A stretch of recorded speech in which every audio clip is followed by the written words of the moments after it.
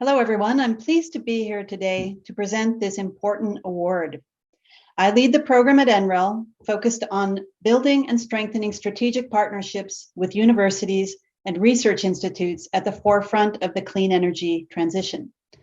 But before this, I had a long career working in energy access and international development. So the C3E International Award is near and dear to my heart because I know how challenging the work in this space can be. As a C3E ambassador, it is our job to select an award winner from a very talented set of nominees, and this year was certainly no exception. The C3E International Award recognizes leaders amongst us who have developed and deployed clean energy products and services that increase access, promote efficiency, and expand energy around the world.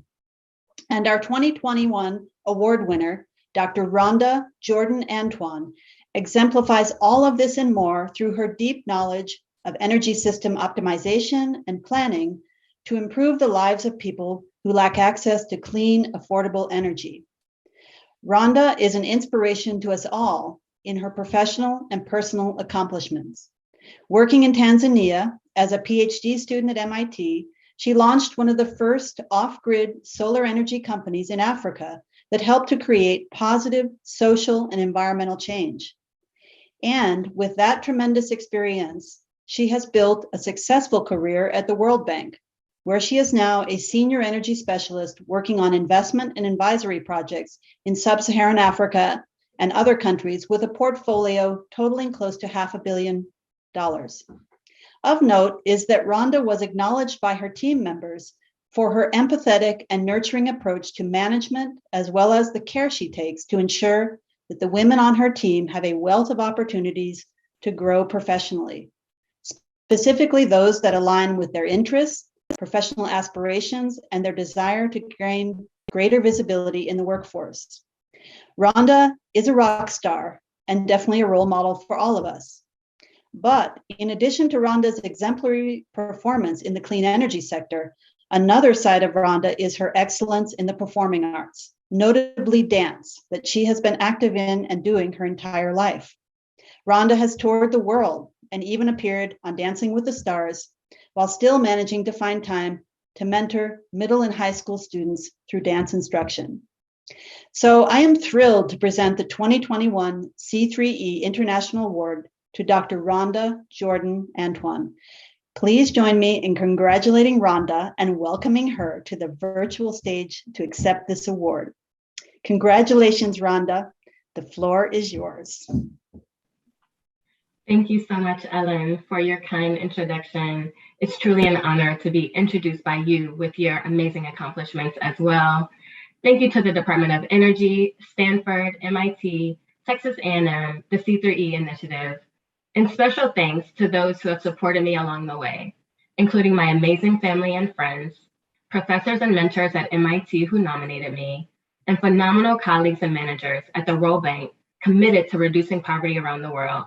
I'm truly humbled and excited to receive the International Award today, really for three main reasons. Let me explain. First, it allows me to honor those that blazed the trail before me, including my very own mother, Veronica Jordan. She became an electrical engineer in the 1970s, breaking gender and race barriers, leading with integrity, and after a 35-year career, left a legacy at NASA, Xerox, the Navy, the Federal Aviation Administration. Ever wonder how the US air traffic control system didn't go down in year Y2K? Yeah, my mom, she had a lot to do with that. She's also among those who created a space for me to be here today. And she's been a living example of the idea that women belong and are critical to helping the world solve its most pressing challenges. How fortunate and truly grateful I am to be her daughter and witness her courage and fearlessness each and every day. My mother is my hero. Today, I honor you, Mom. Second, this award allows me to pay it forward by sharing my story. As you heard, some may say that my journey is a bit unique because I took a major detour. After finishing my master's, I didn't know how I wanted to use my skill set. So I decided to step away from engineering altogether and pursue dance professionally. In many ways, it was a difficult decision. But in some of the most basic ways, I knew that I loved dance, and I knew my decades of training had prepared me to be a performer. So for 2 years, I had the opportunity to perform and travel the world. And it was during this time, during my travels, that I saw firsthand communities living without access to power and basic services. And this hit me hard. Realizing that I could somehow use engineering to change this, I returned to school and I've been hooked on energy and international development ever since.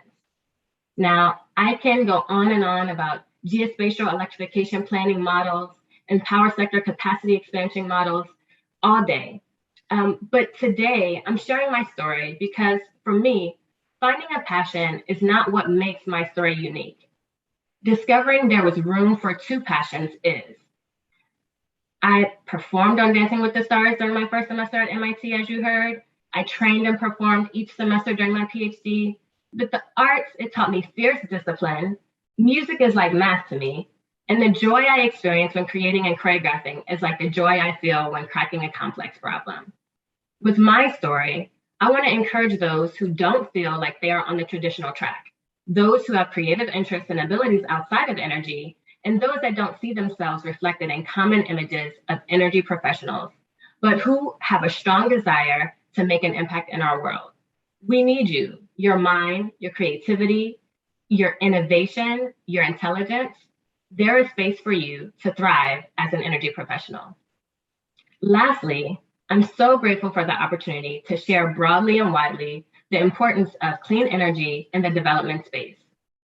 In line with the broader theme of justice and equity for this year's symposium, and while COP26 is ongoing, I must highlight that 760 million people worldwide live without access to electricity, and 600 million of them are in sub-Saharan Africa, where I work. The lack of electricity access impedes development. In Africa, about 70% of schools and hospitals lack power, which has been critical during this time of pandemic. Women and children's health is impacted by the burning of traditional fuels in the home, and economic losses to industries and businesses from lack of reliable power supply reach up to 4% of GDP in some countries. So in this context of insufficient power supply, very high electricity costs, limited consumer affordability, clean energy is key for access expansion.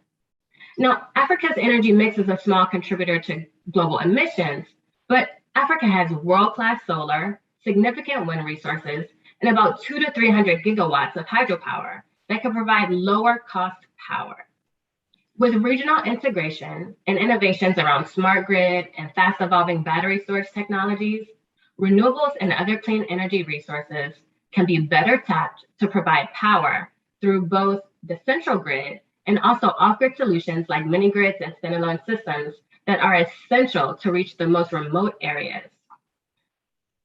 All in all, the energy access challenge is great, and it's never about technology alone. This is why you see so many fields reflected in this symposium. But with clean energy, the opportunity for development is greater. So to anyone watching today, I hope you are encouraged to join us in advancing clean energy efforts around the globe. Thank you again to C3E for this award and also this platform to inspire the next generation of women who will lead the energy industry and quite literally save the world. Thank you so much.